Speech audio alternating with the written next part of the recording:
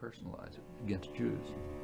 I mean, when I grew up as a kid, we were Jewish, anti-Semitism was a very, very visible phenomenon. I mean, I grew up in a part of a lower middle class section of a city where we happened to be the only Jewish family in an Irish and German Catholic neighborhood, which were mostly Nazis, pro-Nazi, pretty openly. And, you know, I grew up with a visceral fear of Catholics. And it wasn't until I was an adult that I could deal with Catholics and somehow not be afraid. It wasn't much fun, you know. And when they came out of that Jesuit school, you know, they were frightening creatures. Furthermore, when my father finally got enough money to get a second-hand car and we could drive around a little, if we'd get to the nearby mountains, we'd have to look for a motel because a lot of motels had on them restricted. That means no Jews, you know.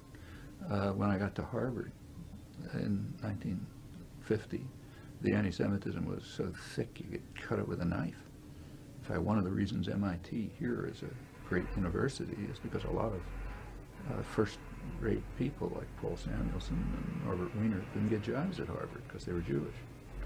In fact, Harvard got their first Jewish mathematician, you know, it's a Jewish field, while I was there, 1953, because the department was so anti-Semitic.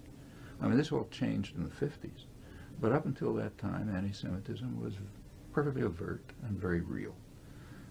And the Jewish community was subdued. You didn't want to be too visible, you know, because you got enough problems. It's one of the reasons why refugees from the Holocaust didn't come here. You know, almost anybody in Europe, certainly people in the DP camps, would have been delighted to come to the United States. They didn't.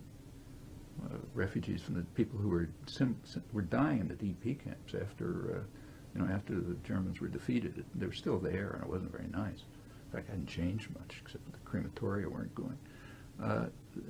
Very few of them came to the United States, partly because of anti-Semitism, partly because the Jewish community didn't want them, didn't push to bring them here, and for reasons that are, not pretty, but are understandable.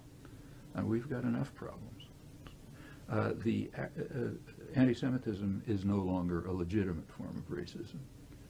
Anti-Arab bias is a legitimate form of racism, meaning you don't have to hide it. Okay, most forms of racism, you have to pretend you're not a racist. So you have to pretend I'm not anti-Semitic, I'm not anti-black.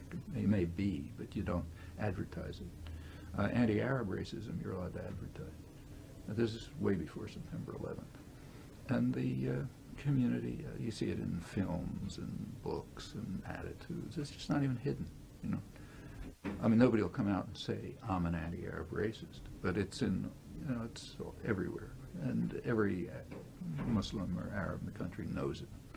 Okay. Now, after September 11th, I should add that this shows up in behavior too. So just to give you an illustration, Boston happens to have a big Lebanese community. And while they're not super wealthy, they have money. You know, they're storekeepers and businessmen and so on. In 1982, at the time of the Israeli invasion of Lebanon, which was a total horrible atrocity, a few of us made an effort to organize just a charitable relief program for people in Lebanon. We could not get any support from the Lebanese community here. And I think I understand why, because I remember it from childhood. I think they just don't want to be too visible. And I think that's understandable. I can't prove that, but that's the sense that I had. And it's not just, since September 11th, it's increased, but not only Arabs, I mean anybody who looks a little bit dark.